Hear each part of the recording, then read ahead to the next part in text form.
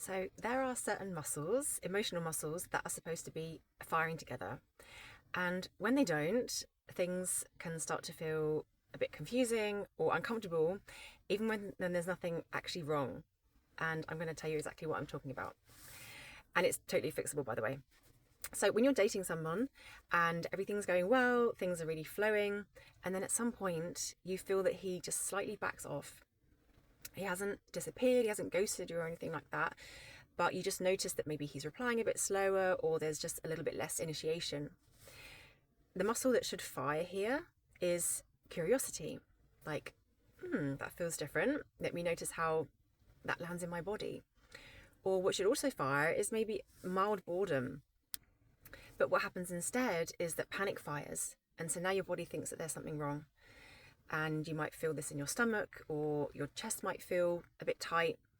And without realizing it, you go into fixing mode, trying to get the connection back to how it felt before. Another example would be when things are actually going really calm and steady, and there's no drama, and there's no push pull, and there's no emotional highs and lows. And the appropriate muscle firing should be a sense of safety and just a quiet ease. But instead, a common misfire is boredom or restlessness or a desire to create some kind of tension, to feel an intensity, like pulling back or testing him in some way, just to feel that familiar feeling.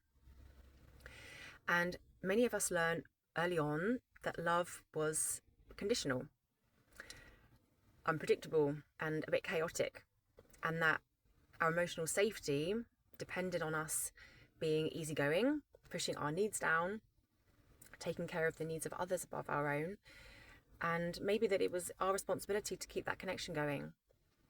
Inside my dating reset, I teach women how to recognize these moments as they're happening and to instead stay with the body signal instead of overriding it, so that the right muscles, can start firing together now.